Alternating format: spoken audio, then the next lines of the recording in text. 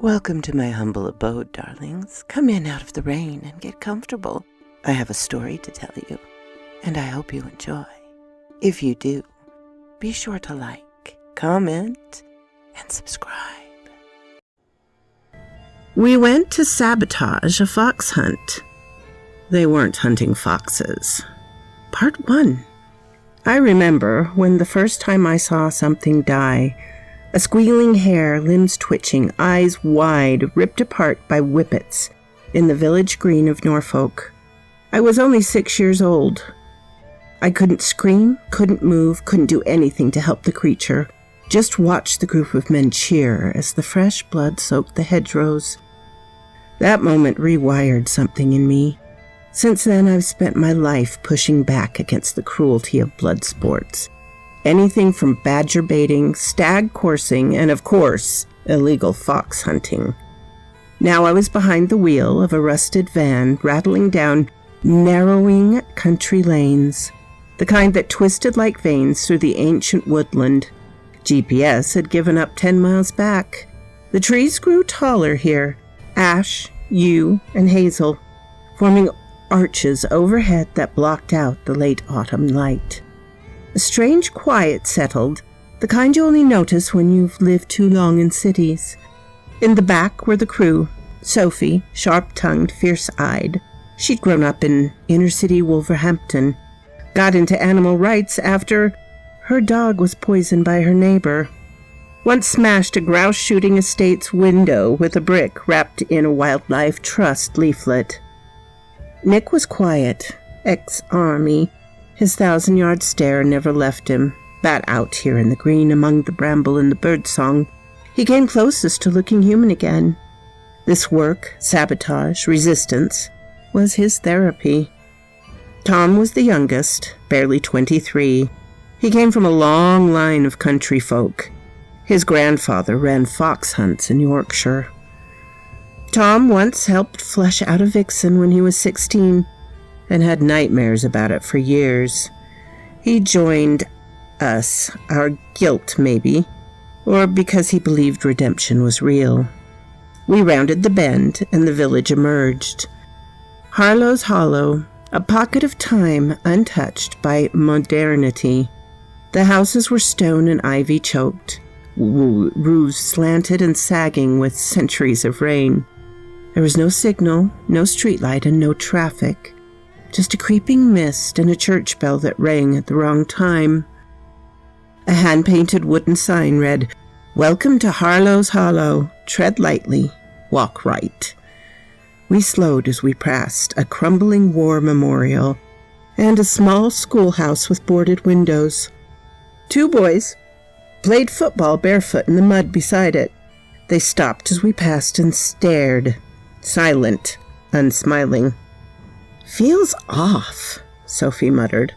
"It's like stepping into 17th century painting that doesn't want you in it," said Tom. We parked beside the only pub in town, the Broken Heart. Its sagging roofline leaning as if trying to collapse on itself. A pub sign swung in the wind, a red stag with its belly slashed open. Inside, the smell of beer, vinegar, and wet stone hit us first. James was already seated at a far table by the fireless hearth. He looked like the land itself, deeply creased, sun-beaten, carved out of the earth, and bad luck. He didn't rise when we entered. He raised a hand and gestured us over. "You're the saboteurs?" he asked in a low, gruff tone. "Yeah," I said. "You're James?" He nodded. "They're hunting again in a few days' time. But this time it ain't no fox they're after." We sat, ordered pints. The barmaid said nothing, eyes flicking to our boots, our gear. A man at the bar was carving something into the wood with a penknife. A fox? A man? It was hard to tell. Nobody smiled. Nobody spoke. Above the hearth hung a tattered watercolor painting.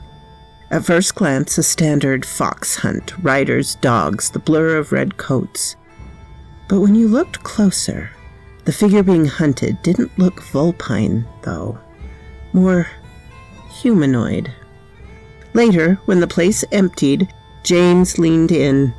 The firelight caught the lines of his face. "They've taken children before," he said. "Always made it look like runaways. Accidents. But I know what I saw." Sophie frowned. "Who's they?" "The Darrow family.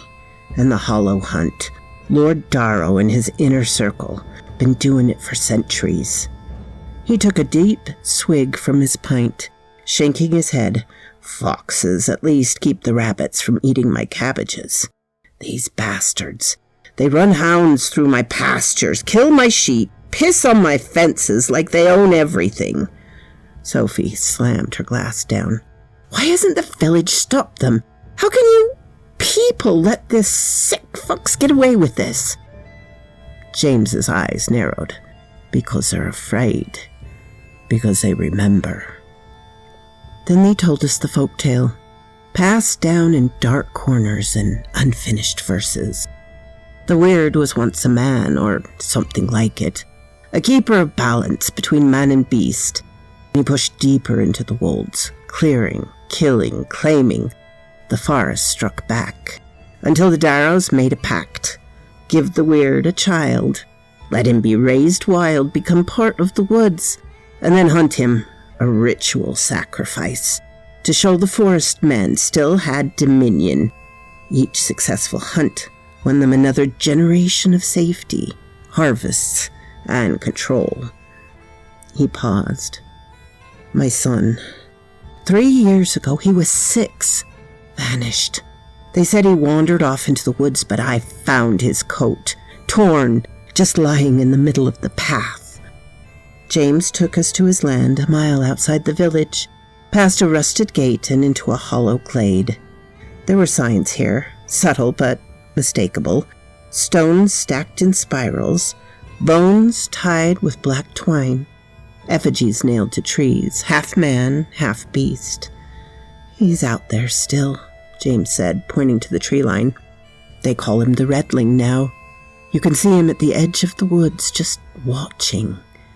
We made camp in his converted tool shed, maps and photos on the wall, printouts and Polaroids pinned with nails, scribbled notations, bloodstains on an old Darrow crest. The air smelled of damp paper and cold steel. That night, by the crackling of a makeshift fire, we shared our stories again, deeper this time.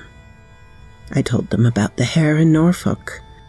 Sophie told about the time she stopped a badger baiting ring somewhere in South Derbyshire and got glassed for it. Nick said nothing for a long time, then murmured, "Kandahar was easier than this place." Tom stared at the fire. "If they raised him wild, what does that mean? Does he still think like a person?" James answered, "You'll see, if he let you." And just as we settled into silence, I saw him in the dark woods, small, pale, draped in a fox pelt, eyes glowing faint ember. He didn't blink, just watched. Part 2. The morning broke, not with the sun, but with a pale light pushing through a heavy veil of mist. Dew clung to the hedgerows of spindle and hawthorn, like sweat on fevered skin, and the ash trees stood as gray silhouetted sentinels in the morning. There I stood at the edge of the kitchen garden, cradling a mug of black coffee, watching a pair of jackdaws peck at the remnants of seeds scattered on the path. In the distance, an old woman moved through the fog towards the woodland.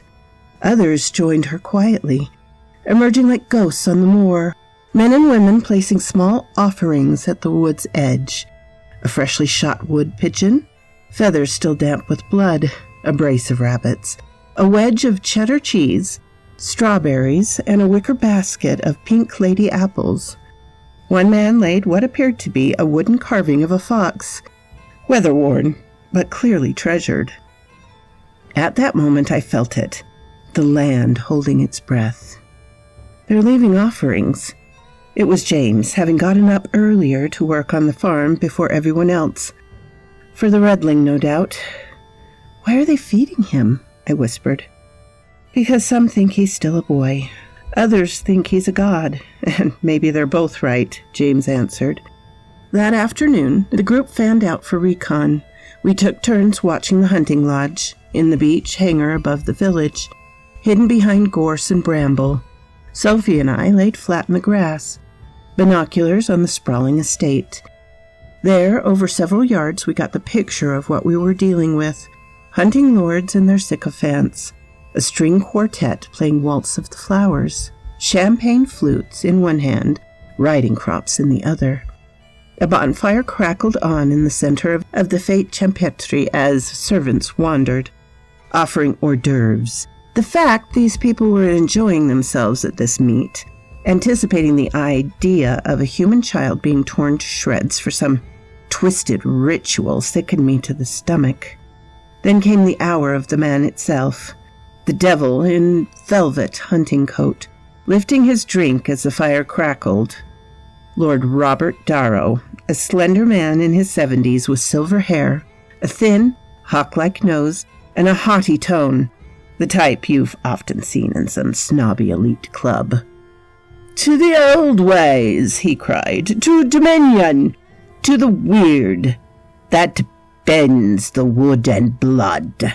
The crowd cheered. Snippets of conversation followed, coded carefully. "He's ready now. Been seen by standing stones. Another year, another offering. Same line, always the same methods." Back at the farmhouse, Sophie paced furiously. "This isn't hunting. This is a frickin' cult. They really going to sacrifice a child for some folkloric bullcrap." Nick was busy tinkering with one of his radios while Tom was researching hacked documents. Me, I was watching out the window. I swore the redling was out there watching me in return. He knows we're talking about him. Sophie slammed her fist onto the table, her voice now crackling with frustration. "Why hasn't the village done anything to stop this? How can you all let this happen? Your own child is going to die, and for what? Some folklorish bullshit." James slowly looked up. "Because they think we're nothing." He rose, leading to the mantel. "Those bastards. We're filth, bumpkins. Can't tell a hedgerow from a hairbrush. That's what Darrow called us once, and we believed it. Or at last, we were scared enough to act like we did." Silence. "I know my son's out there," James said softly. Michael probably doesn't remember who he is. Doesn't know who his father is. Just waiting for this brute and those mangy mutts to tear him to pieces like Christmas wrapping paper. And one will do nothing about it." James takes a deep breath. "That's why you lot are here. To help me put a stop to this madness. I don't give a crap. At this point, if I get killed or magical nature spirits get pissed at us for not giving it what it wants, this needs to end." Nick finally spoke up. "Then don't call the police for help or even contact the neighboring counties." James scoffed. "Yeah, brilliant, mate. Hello, police. I'd like to report a fox hunting cult kidnapping kids and sacrificing to a pagan god. Who's going to believe us?" Joe picked up something plushy from the mantelpiece. A soft fox plush, a bit tattered from old age, but holding its endearing charm. "I don't care if I lose 1,000 lambs to the foxes. I don't care if I lose the farm or get hung for treason by the village. I want my son back." He stared into the glassy eyes of the stuffed animal, and I swore I could see a stray tear. This bloody little thing. This was Michael's favorite toy. He called it Todd. Ironic, honestly. I hated foxes, and yet he adored them. They were his favorite animal. The next day was full of small unease. Shrines found along the tree line, bones and woven bramble. A trail camera of Tom knocked over and snapped in half. "Those toffee-nosed bastards," Tom murmured in frustration. We discovered a hidden clearing behind a blackberry thicket, where villagers had formed a crude circle of dried flowers, candles, and charred wood in the center. Nick had a good idea what it meant. The following night, we watched the hunting lodge again. Party grew more rowdy. Music drifted over the fields, distorted by wind and fog. I caught Lord Darrow in my view once again, standing by the fire, now with a grotesque pelt of a victim of his fox hunt draped over his shoulder. He spoke again to his followers. "In 2 days will the child beasts of prey run.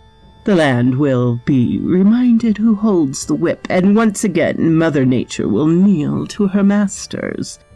We listened to the rhythm of the woodland as we sat on the porch, planning our move on the hunt. James joined with Todd cradled in his arms like a newborn baby. "We need to act first," James sat directly.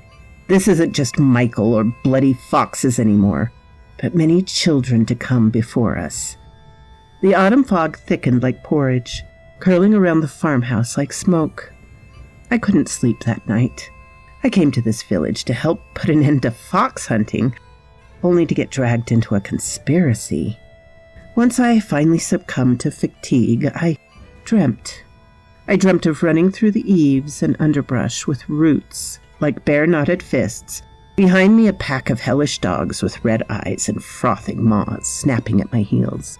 Ahead, the redling at the edge of the woods staring at me with bright amber eyes and whispering, "Would you plead to stop them?" I snapped out of my nightmare, only to see a fox staring out of my window. Only it noticed I was awake. The beast trotted back into the thickets. What does this all mean? Part 3. The first sound was a bird, a male blackbird trilling from the hedgerows. His voice was brittle, glass bright against the dull hush of the early morning, soon joined by the squeals and grunt of James's neighbor.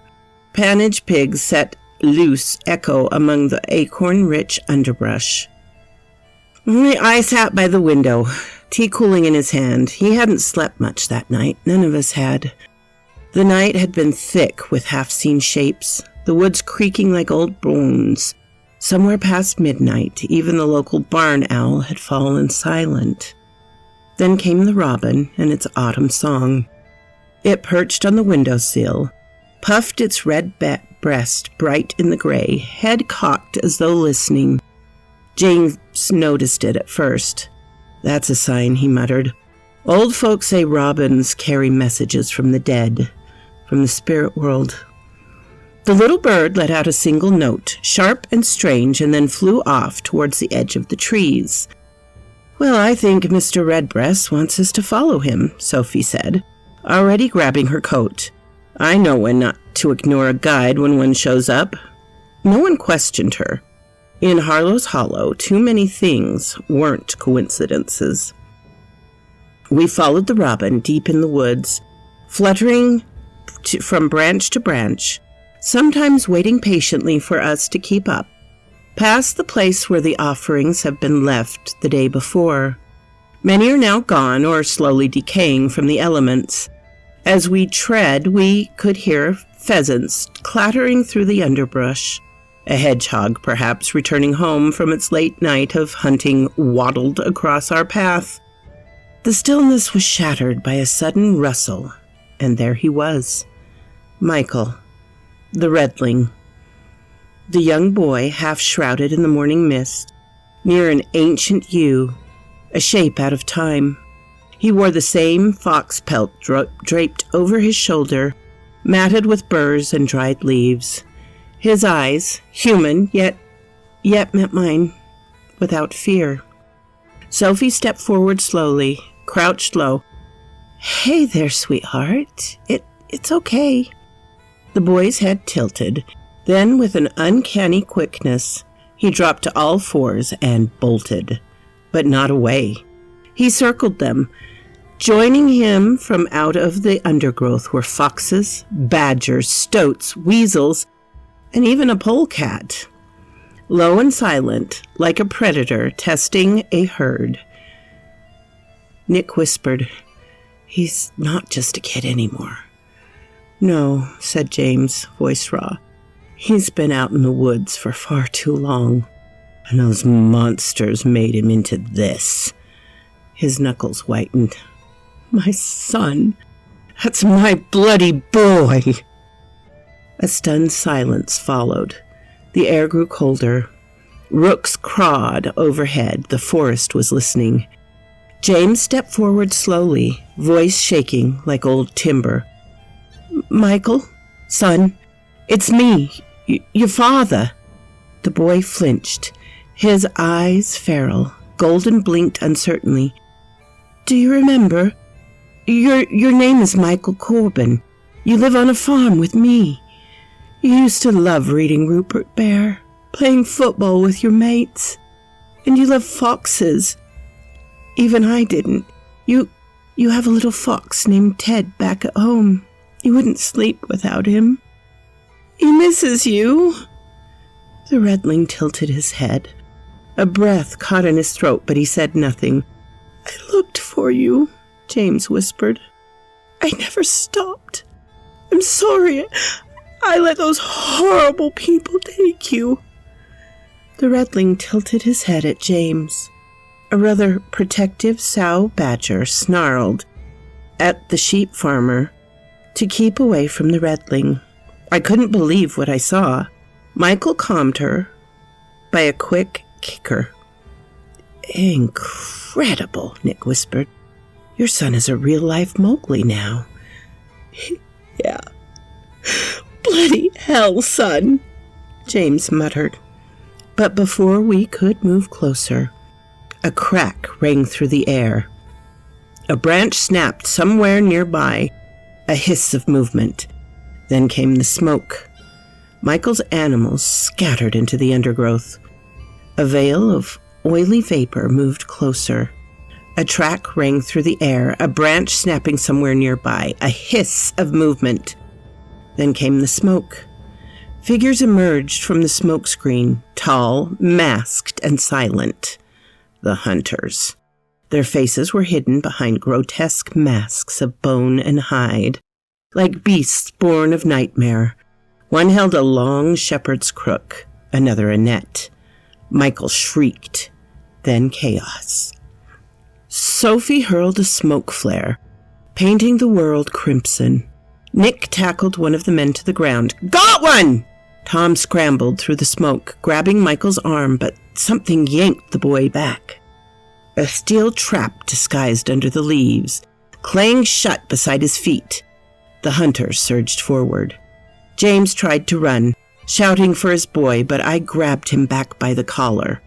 Having seen through those hunters' game, don't, it's a trap. Michael was dragged, kicking and howling into his metal cage, set an old, rusty trailer behind a covered quad bike. The hunters vanished into the smoke, their prize in tow. The cock robin returned. He flitted around James's head and then darted after the fleeing cage, its trill calling like a warning. Tom and Nick threw the bound cultist into the kitchen floor. The man's mask now cracked. He was no rural villager.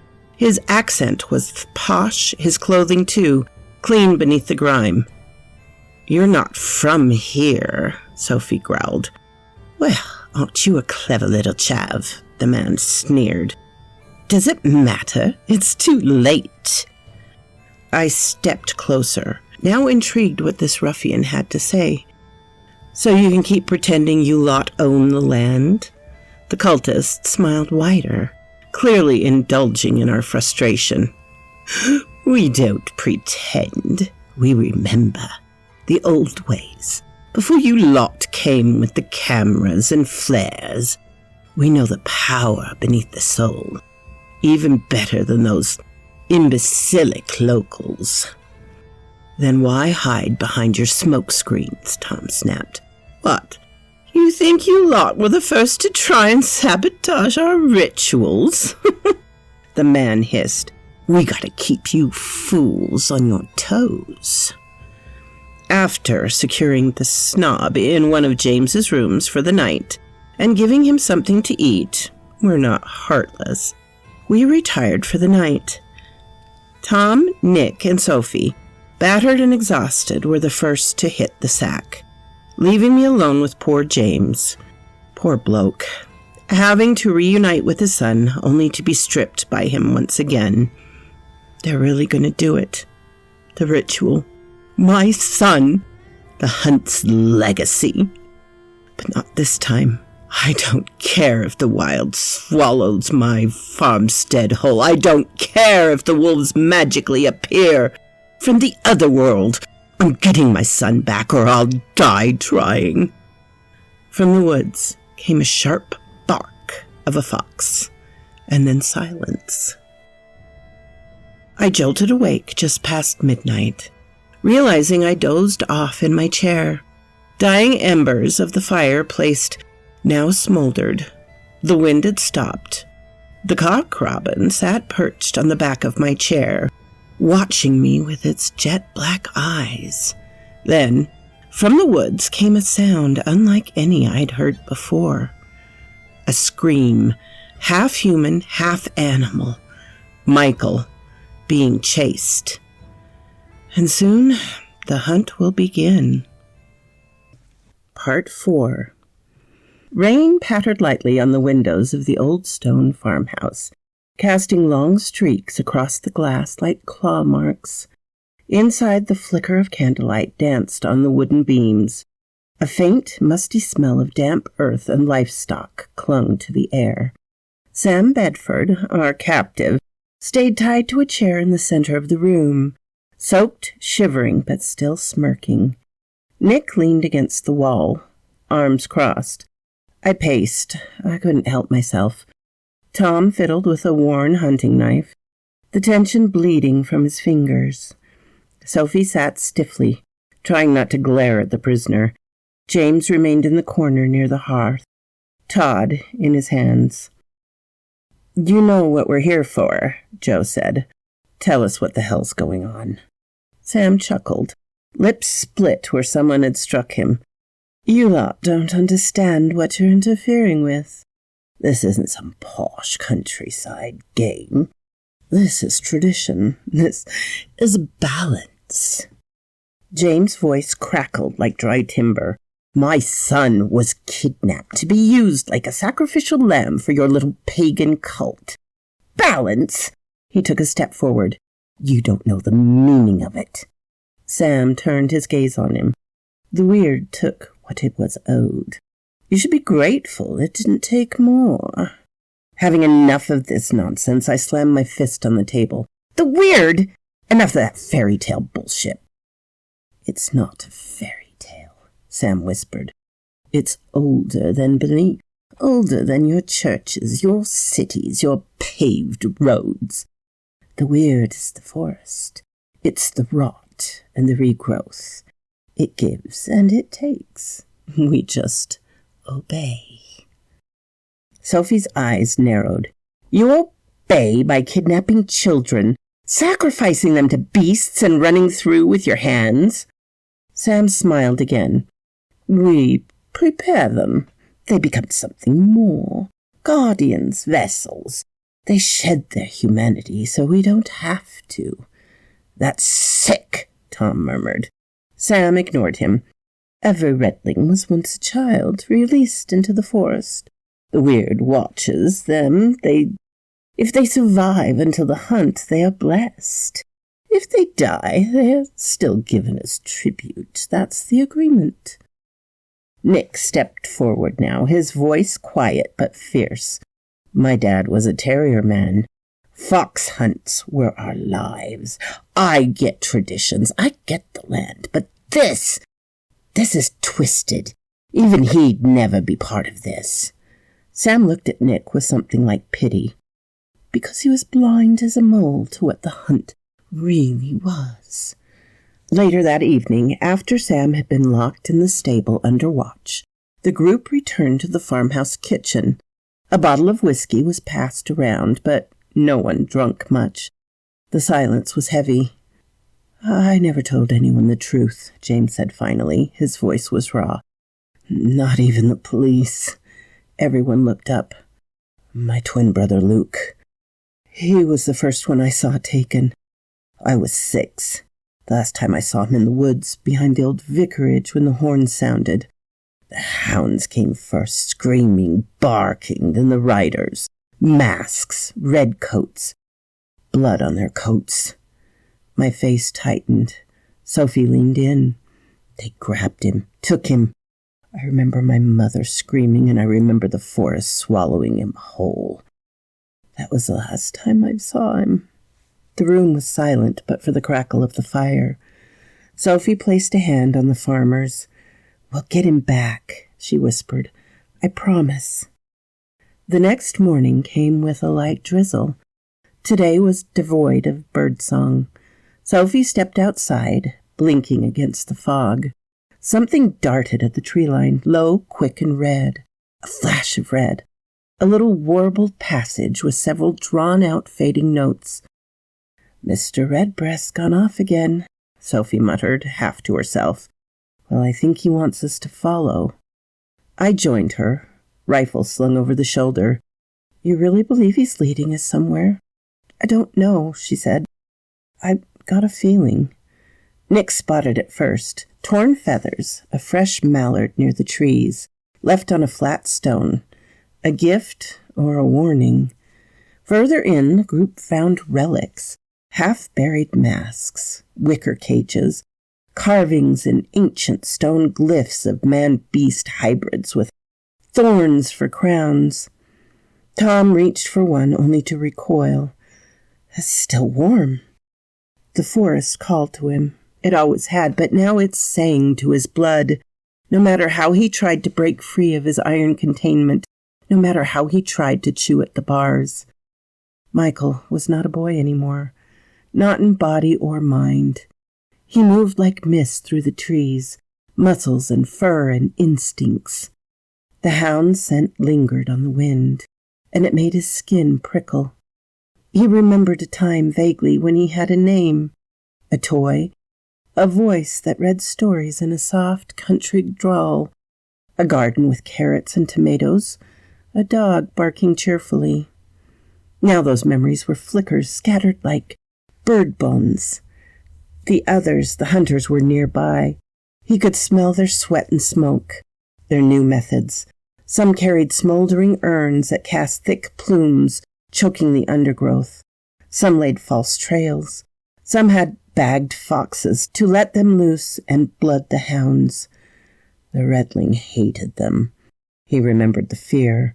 He remembered being dragged from somewhere that's now fuzzy to him. He remembered and now he would become the hunted. He crouched in a corner, his muscles twitching, and saw him, the master of the hunt, the one with the smile of a foxtrap and the tongue like a snare. At dusk, Sophie sat alone outside the farmhouse. She stared at the edge of the woods, arms wrapped around her. She'd stopped denying it. This place was wrong. It was ancient, alive. She saw them, the trees, bending slightly even there was no rustle. She heard voices in the rustle, felt her pulse match of the beat of something deeper, older. The weird. I joined her, crouching by her side. "You all right?" Sophie didn't answer at first. "I used to think things like this were stories, just weird old traditions that we needed to end. But now, I don't know. What if the land remembers? What if it fights back?" Behind her the wind howled. No, it spoke. A syllable she didn't understand, yet somehow she felt it was her name.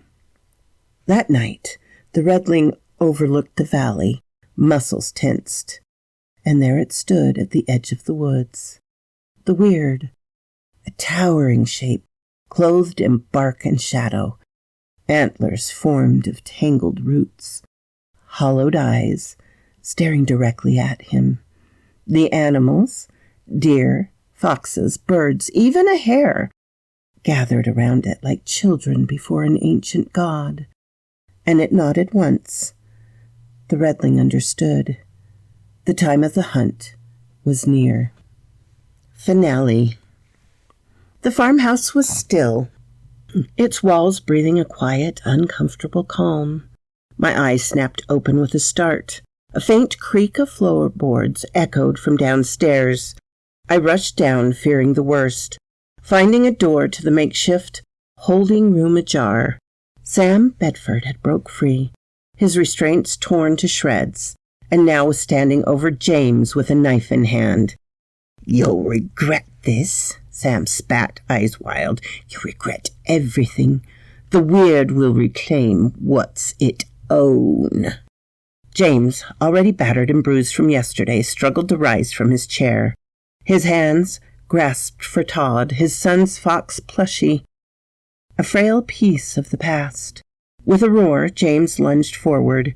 His shepherd's crook crashed into Sam's rib, knocking the knife from his hand. I was on Sam in an instant, pinning him to the floor. Nick grabbed the knife, casting a grim look at the cultist. "You're not getting away this time, prick." Sam snarled, twisting in Joe's grip. "The weird is coming. You're all dead, even the redling." A cold chill ran through the room at the mention of the redling. James glared at Sam, voice low and threatening. "We've had enough of your games, Sam." But Sam was too wild. With a final, desperate thrash, he slipped free, dashing towards the open door. I was quick enough to pull him back inside, and with some help from Tom, we managed to subdue him again. But this time, Sam had given them a parting gift. The truth, twisted and unrelenting. The weird. You think you've escaped it. It's always watching. It's always there, Sam muttered, his eyes unfocused. It's in the land, the trees, the stone, the redling. Once Sam was taken care of, we set out into the woods, our feet heavy in the cold morning air. The wind whispered through the trees as if the forest itself was alive, watching their move. James led the way, his hand still clutching the plush fox tightly. He knew Michael was caged, a prisoner to the cult. Through tradition, he was hidden in an ancient stone clearing, the cage rusted and surrounded by tangled ivy and symbols carved deep into the earth. The weird's mark was everywhere here, and it had been for centuries. Darrow and his followers had long since set up camp, and the air was thick with anticipation. The ritual was about to begin. The glade was still, cloaked in pre-dawn shadow, but the hush was brittle, the kind that comes before everything breaks. In the clearing stood a cage, black iron shaped like a haunting trap, cruel in its craft. Inside the redling crouched, bare-skinned and filthy, his limbs taut as twisted branches. His eyes, once human, were golden now, bright, alert, and far away all at once. Around him the hunt assembled, men and women in antique red jackets, masked with bone, bark, and boar tusks. They carried polished horns and hunting crops. Boots gleamed even in the dirt, some on horseback, others with hounds snapping at their heels. Smoke curled from torches burning with a greenish hue. Lord Darrow stepped forward. He stood tall beneath a ceremonial antlered helm, and the hush around him was reverent. His voice, when it came, was cold and commanding. For centuries we have called the wild, for order, for legacy, for man's divine place over tooth and claw. Today once more we will run down the redling and remind the land who holds the leash. Michael's body twisted, contorted. His eyes widened with pain as his form began to change. He groaned, his skin rippling, his fur sprouting along his arms and legs. His teeth elongated, his eyes glowed with a wild, feral hunger. Michael now looked more fox than human. He's ready for the hunt. A masked follower approached the cage. His hands trembled as he turned the key. The cage door creaked open. Michael did not move. A horn blew. The hounds snapped at their leashes, howling in anticipation, and the forest answered. We lay hidden in the brush, The plan was chaos. Tripwires, smoke flares, interference, anything to interrupt the ceremony and save Michael. But already it was slipping away. "I should have stopped this decades ago," he whispered. "Michael, my boy, I should have saved you." Michael ran, not like a boy, but like a creature forged by thicket and thorn. He darted through the trees, leapt rocks, veered into shadow. The hounds bellowed behind him. Horses thundered. "Let the hunt commence!" Darrow bellowed. Smoke bombs cracked and hissed. The cult's grotesque trail hunt blended real scents with old blood, fox piss, and burning herbs. But suddenly, something changed. The air shifted. The undergrowth moved. A black fox darted across the path, not away from the hunt, but towards it. Then another. Eventually what seemed to an entire local fox population kept charging from the woods. And then everything broke loose. A badger lunged from beneath a hedge and bowled over a hound.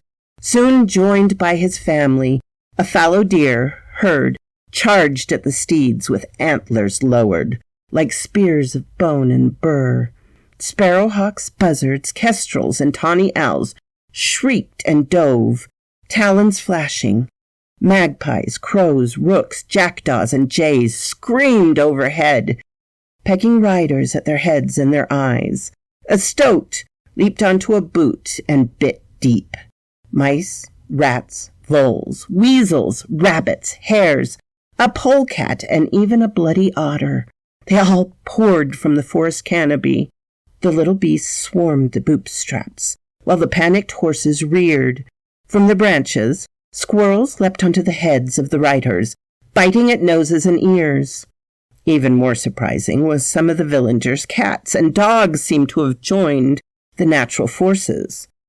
The murmuration of starlings, wood pigeons, tree sparrows, bullfinches, goldfinches, blue tits, great tits, dunnocks, wrens, and even pipistrelles clouded the forest eaves. A swan tackled a hunter to the ground, beating her into submission with his wings, while a heron's eerie cry pierced the woods. The robin from before landed briefly on James's shoulder, then darts into the fray.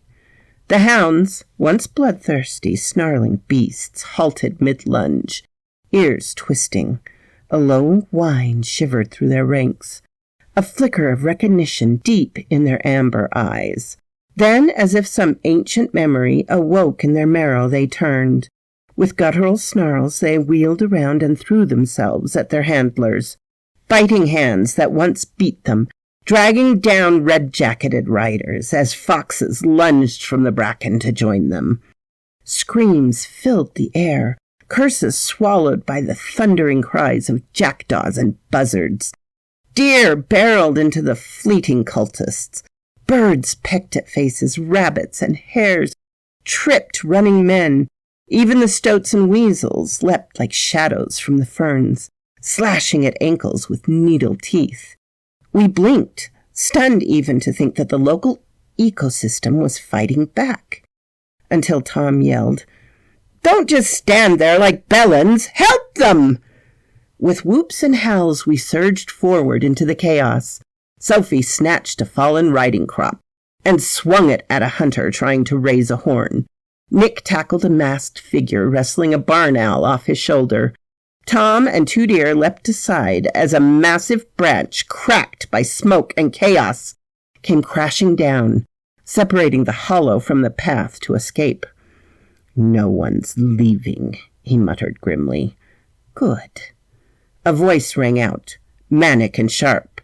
"View-halloo! Tally-ho!" It was Darrow. His hunting coat torn, eyes wild, he had broken off from the fray and was sprinting uphill, crashing through the underbrush, with his whip raised high, and ahead of them, leaping, half fox, half boy, was Michael.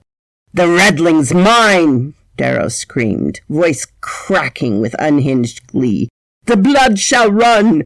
The land shall remember!" "Shit! James!" I shouted. "He's after your boy!" James turned like he'd been stabbed. "No! No!" He bolted faster than I'd ever seen him move for a man of his age. I followed after him, my heart hammering against my rib cage, dodging low branches, stumbling over exposed roots slick with blood and moss. Behind us, the battlefield howled with fury, but ahead was a sacred terror. The redling's breath burned. His limbs didn't move like they once did. Pads where fingers used to be, claws gripping the wet leaf litter. The world smelled alive. Every leaf, every pulse of fear, every whisper of blood. He could hear behind him the master of the hunt, Darrow. The forest throbbed like a heartbeat around him. Trees shimmering in shapes danced just beyond the edge of sight. His thoughts tangled. He knew he had been something else. Someone, once, but it was like trying to remember a dream with cold water poured into your ears. But then something shifted. He looked back, just once, and seen the twisted mask of Darrow, whip raised, howling the old cries of the hunt. And it wasn't fear he'd felt. It was hatred. Branches tore at their coats. James was bleeding from the temple, but didn't slow. I could barely keep pace, panting, his sides burning. "There!" James clapped. "Up the ridge!" Darrow was gaining on Michael. His coat all streaked with mud and blood, his face white and eyes wide with zealotry. The farmer screamed, "Leave my son alone, you parasite!" Darrow didn't turn. He was shouting again. "Tally-ho! The blood must run!" James surged forward and with a roar tackled Darrow from behind. The two men tumbled down a slope, crashing through the brittle leaves and roots. They grappled. Darrow fought like an animal possessed, his eyes glowing with fanatic flare. "You don't understand," he spat, wrenching his arm free. "He's the gate. The weird demands it." "You're a monster," James snarled, slamming his fist into Darrow's face. Above them, James staggered to his feet and looked through the trees. There, crouched beneath a thicket of dogwood, panting, eyes wide, was his son. "Michael!" James choked, stepping forward. The man before him smelled of earth, sheep, and sorrow. That scent, that voice. "Michael!"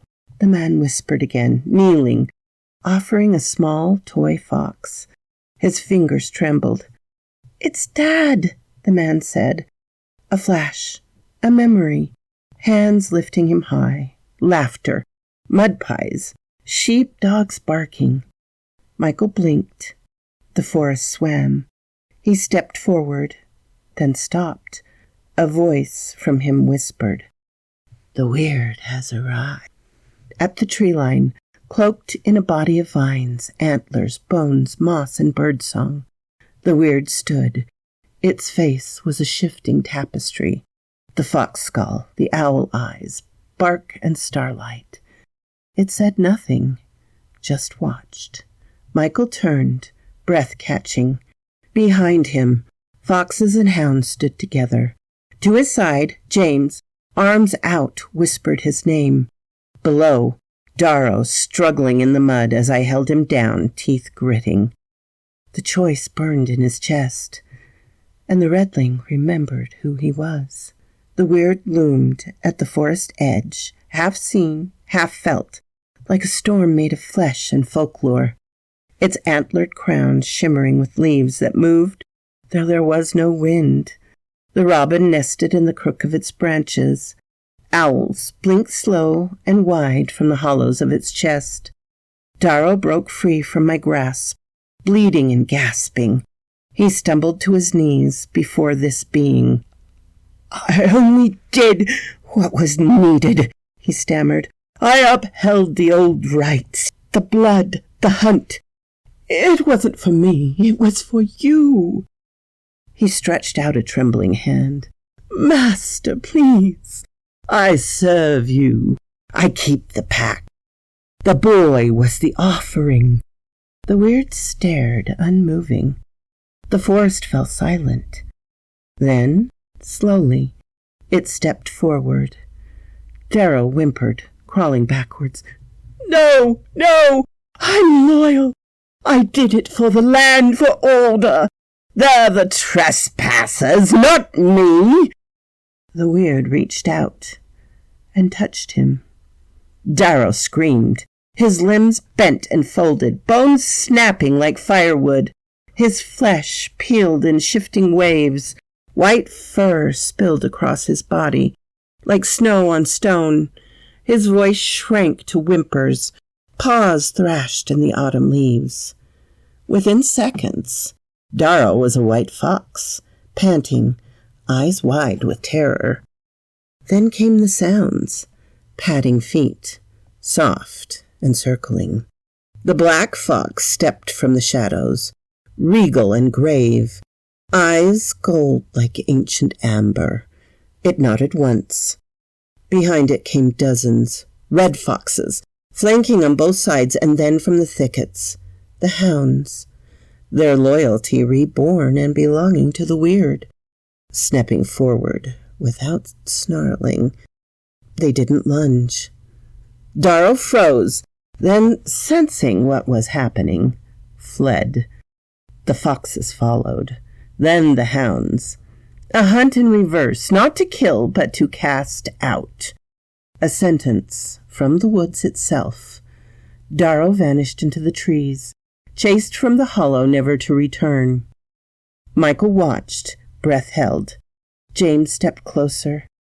"You remember me, don't you?" Michael looked down at the toy fox, now muddy in the farmer's hand. Slowly he reached out, clawed, trembling, and took it. A shiver passed through his body, not of cold, but of memory. He let out a noise, a quiet croaking sound, not quite human, not quite fox. Then he leaned forward and rested his head on James's chest. James sank to his knees, tears streaming down his face. He cradled the boy, whispering, "It's over. You're home." The clearing was littered with broken masks, broken illusions. We stood in silence, bloodied, bruised, but together. Around them the wildlife slowly withdrew, birds taking to the air, deer vanishing between the trees, small mammals disappearing like shadows. James rose, keeping one arm around Michael. "What happens now?" he asked hoarsely. Nick wiped mud from his brow. "We tell everyone in the village." Tom looked out over the trees. "Will they believe us?" The weird had gone. The air had changed. Lighter, older, as if something terrible and sacred had passed. Sophie looked to the tree line, where the last foxes had vanished. "Maybe they don't need to," she murmured. "Maybe the land already knows." Epilogue. 1 year later. The hollow is quieter now. No horns, no hounds, no red-coated riders. No children vanished beneath the boughs. Oh, there are still whispers, of course. There always will be.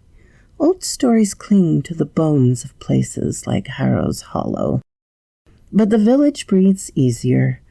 Gardens bloom fuller. Livestock stays unbothered. Children play at the wood's edge without flinching at shadows. Some say there's a boy walking with foxes at dusk, barefoot, russet hair, eyes bright and watchful, and with a little plush in his arms. He doesn't speak, but he sometimes leaves feathers, stones or acorns, on doorsteps like gifts. James watched from the porch, mug in hand, always waiting for his son to come home for dinner. Sometimes the boy returns. Sometimes he doesn't. And that's enough. As for me and the other saboteurs, we still speak of the weird quietly, not as a god, not as a monster, but as a reminder that the wild is not forgotten, that the land remembers who treads it and how, and that one day, should cruelty rise again, so too will the forest. So quoth this raven.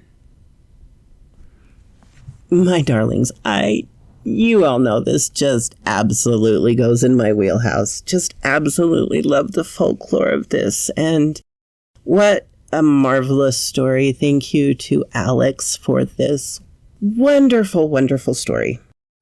I hope that things are going your way, my darlings. Bye-bye. What? You're still here after the whole story? I really appreciate that, darlings. Please hit the like button and subscribe if you haven't. And I always love to hear from you. Have a glorious day, my darlings.